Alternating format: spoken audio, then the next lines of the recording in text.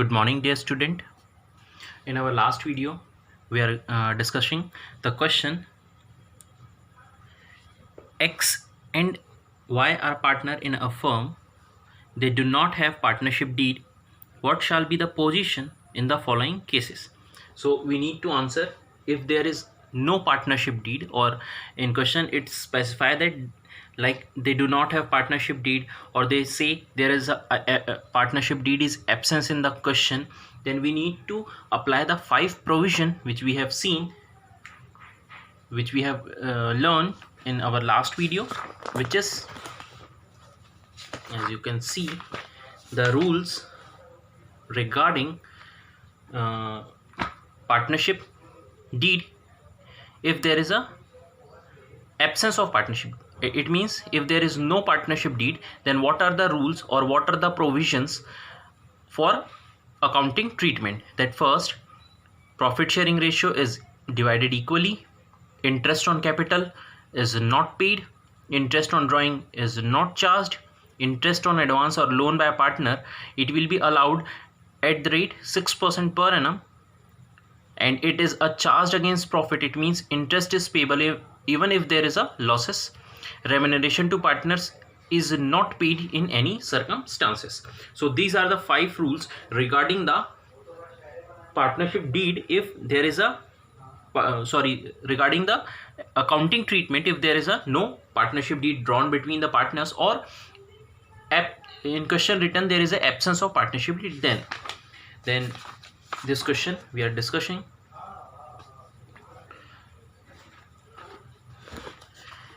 Yes, so the first question is, X devotes more time than Y in the business. X claimed that he should get salary of 6,000 per month for it. It means X कह रहा है कि मैं ज़्यादा समय business को devote करता हूँ, ज़्यादा समय देता हूँ बिजनेस में, जबकि एक्स वाई दोनों ही क्या है, पार्टनर हैं, और एक्स कहता है कि मैं ज़्यादा समय डिवोट करता हूँ वाई से। तो एक्स क्लेम कर रहा है कि मुझे सैलरी मिलनी चाहिए 6,000 पर मंथ के हिसाब से। अब क्वेश्चन राइज होता है कि ये डीड, पार्टनरशिप डीड तो साइलेंट है, मींस पार्टनरशिप डीड है नहीं। तो पार्टनरशिप डीड जब एब्सेंस होती है, अभी हमने देखा कि सैलरी अलाउ नहीं किया जाता, तो फर्स्ट कंडीशन में सैलरी एक्स को नहीं दी जाएगी। जैसे कि आप यहाँ पढ़ सकते हैं, salary is not payable to any partner, therefore X is not entitled to any salary, means X को कोई भी सैलरी नहीं दी जाएगी। Next, Y has provided a capital of 50,000 whereas X has provided 5,000 only as capital. It means X has provided more capital than Y. Sorry, Y has provided more capital than X. X has provided only 5,000 rupees and Y has provided 50,000 rupees. X, however, has advanced 10,000 as loan to the firm. What interest, if any, will be given to X and Y? First thing, there is a no partnership deed, so interest on capital will not be paid to partners as per the rule or accounting treatment in absence of partnership deed.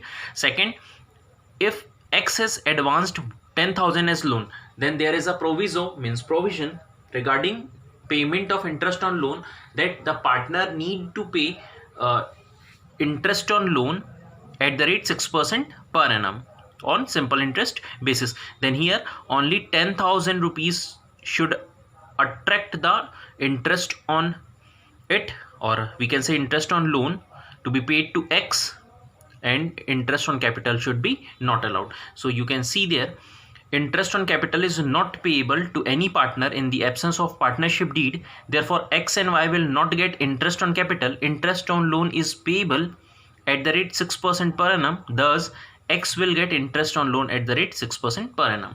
If you calculate it for a per annum basis, then 10,000 into 6%, it will come to 600 rupees. Clear? Next, you can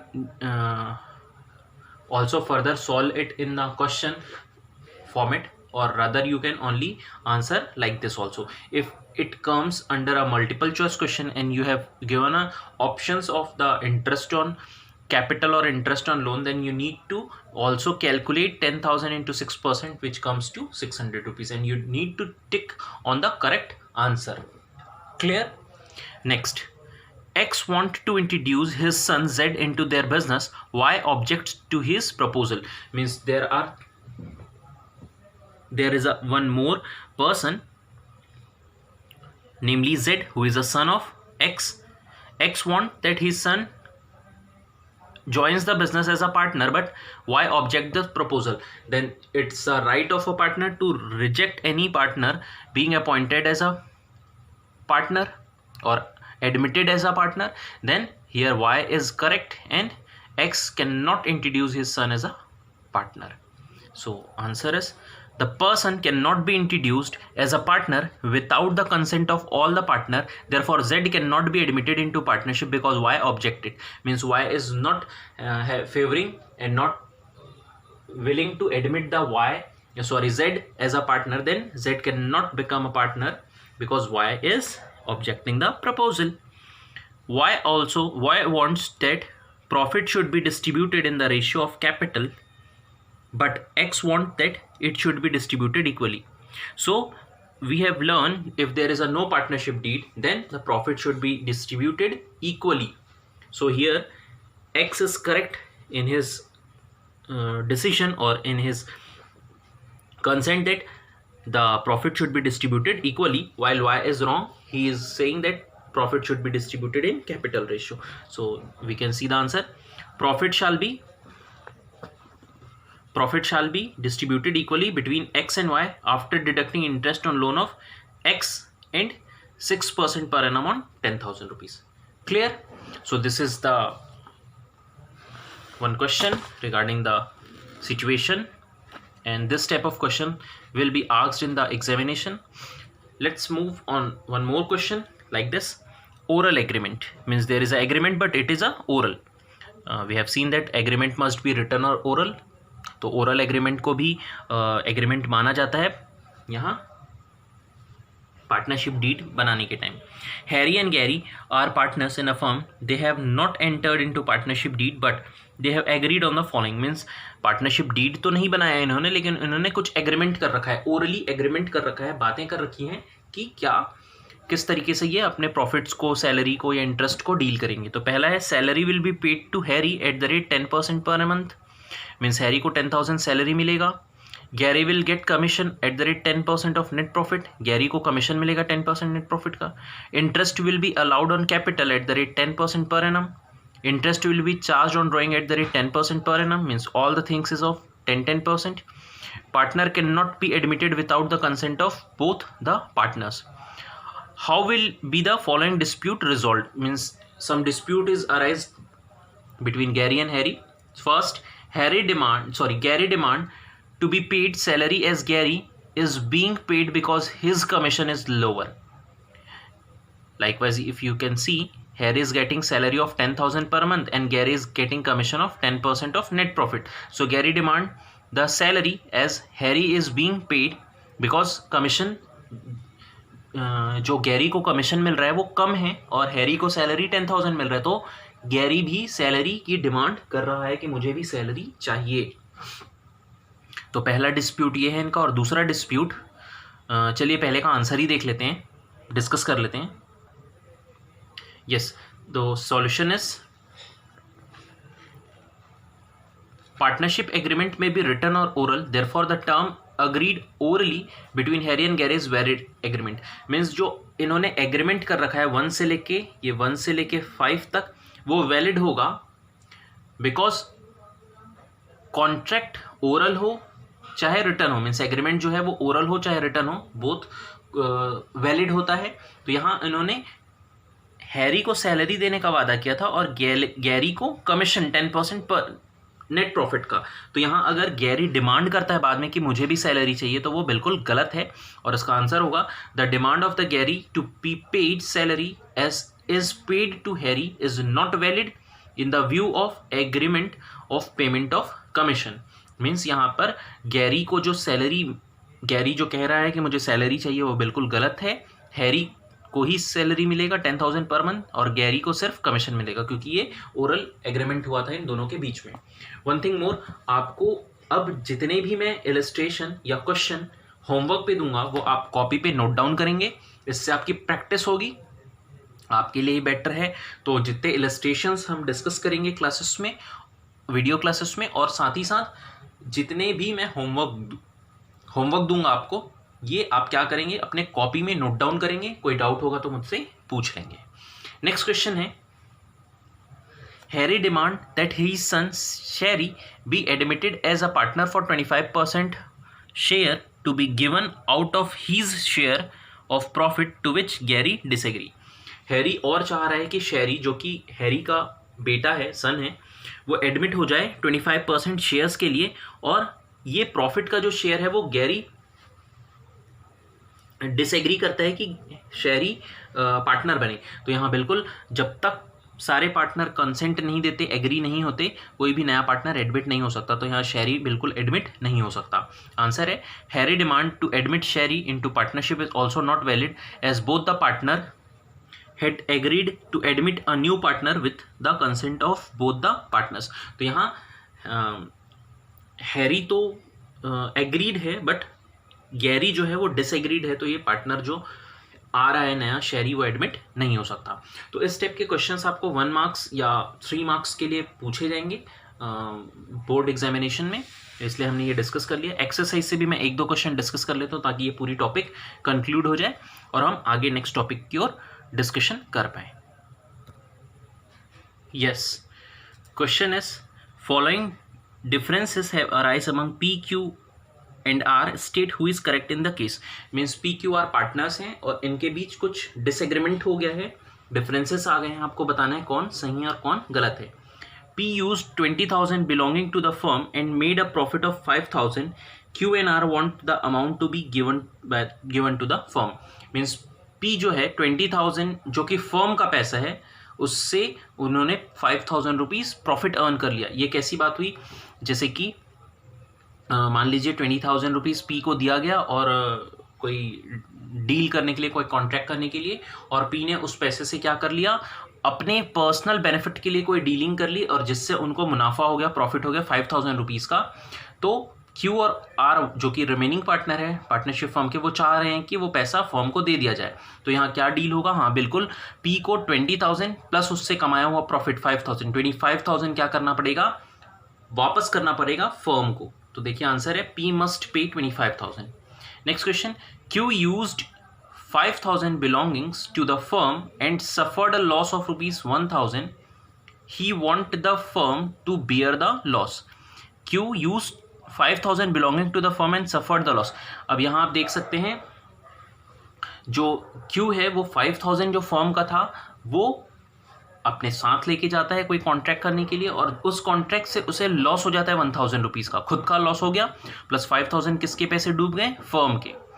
he want the firm to bear the loss. अब ये कहता है कि firm जो है वो loss bear करे मेरा 1,000, 5,000 तो डुबा ही बैठे और 1,000 और दे दे। जैसे कि फर्स्ट क्वेश्चन में आपने देखा था 20,000 रुपीज़ यूज़ करके उन्होंने 5,000 अर्न किया, तो 20 + 5 25,000 वापस ला के दे रहे हैं, पी मस्ट पे 25,000। बट यहाँ पर केस थोड़ी उल्टी है, 5,000 रुपीज़ जो फर्म का लेके गए थे वो तो लॉस हो ही गया, प्लस साथ में एडिशनल 1,000 रुपीज़ का और लॉस हो गया क्यू को।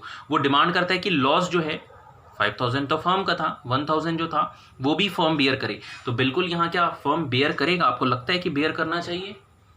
नहीं, ये गलती किसकी थी, पर्सनली क्यू की थी, बल्कि क्यू को तो ये 5,000 रुपीज़ और पे करना पड़ेगा फर्म को। उन्होंने गलत काम किया और ये 1,000 तो पर्सनली उनको बेयर करना है। तो इसका आंसर होगा Q must pay 5,000 rupees. Firm को क्यू को कितना रुपए ला के देना पड़ेगा, 5,000, और ये 1,000 लॉस जो हुआ वो क्यू को ही बियर करना पड़ेगा। मतलब यहाँ टोटलिटी पे देखें तो क्यू के पॉइंट ऑफ व्यू से उसको 6,000 रुपीज़ का लॉस हो गया, 5,000 जो फर्म को वापस करना और 1,000 का खुद का loss. Next, P and Q want to purchase goods from A limited, R does not agree. P और क्यू जो है वो गुड्स परचेस करना चाहते हैं ए लिमिटेड से, लेकिन आर एग्री नहीं कर रहा। तो goods may be bought from A limited, मतलब पी और क्यू तो चाह रहे हैं ना कि ए से हम परचेस कर ले। P and Q want to purchase goods from A limited, R does not agree. R बस एग्री नहीं कर रहा, goods may be bought from A limited. क्यों? क्योंकि दो पार्टनर जब एग्री कर रहे हैं तो यहाँ अगर वोटिंग होगी तो दो पार्टनर की कंसेंट ली जा रही है, जहाँ पी और क्यू रेडी हैं कि हम ए लिमिटेड से खरीद ले, तो आर जो है वो डिसएग्री होने से भी क्या होता है, परचेस कर सकते हैं, क्योंकि यहाँ वोटिंग होगी और 2 वोट कास्ट होंगे कि परचेस हो जाए ए से, और 1 वोट कास्ट होगा कि परचेस नहीं होना चाहिए। तो क्योंकि वोटिंग फेवरेबल ए की साइड जा रहा है कि हम परचेस कर लें, इसलिए परचेस कर सकते हैं। Next, Q and R want to admit C as a partner, P does not agree. Q और आर चाह रहे हैं कि सी पार्टनर एग्री हो जाए, सॉरी एडमिट हो जाए as a partner, but P agree नहीं है तो वो एडमिट नहीं हो सकता। देखिए यहाँ लिखा होगा सी कैन नॉट बी एडमिटेड, तो सी को एडमिट हम नहीं कर सकते। ये देख रहे हैं यहाँ पे, she can not be admitted. Yes, तो इस स्टेप के भी क्वेश्चंस पूछे जाते हैं आपको एग्जामिनेशन में। हम नेक्स्ट एक छोटा सा और डिस्कशन कर लेते हैं इस वीडियो में, जो कि डिफरेंस बिटवीन है। तो yes, as you can see, difference between charge against profit and appropriation of profit. Now this topic is already discussed in class 11th, yet to revise it because it is in a course and it is a very important topic. It is being used as a theory as well as it will use to solve the practical questions also. So first, nature. It means deduction from revenue to determine net profit or loss for the year. Charge against profit.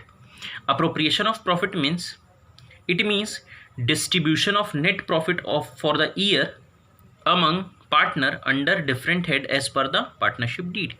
Means charge against profit क्या है, तो वो जो खर्चे होते हैं जिसे हम रेवेन्यू से डिडक्ट करते हैं ताकि हमें सही नेट प्रॉफिट या लॉस पता चल सके, जैसे कि रेंट का पेमेंट होता है, इंटरेस्ट का पेमेंट होता है, और बहुत सारे जो खर्चे होते हैं पार्टनरशिप फर्म को रन करने के लिए, ये सब चार्ज अगेंस्ट प्रॉफिट है। जैसे कि रेंट पेड टू पार्टनर, आप एग्जांपल में देख सकते हैं, हम एग्जांपल भी डिस्कस कर लेते हैं। Rent paid to partner, interest on partners loan.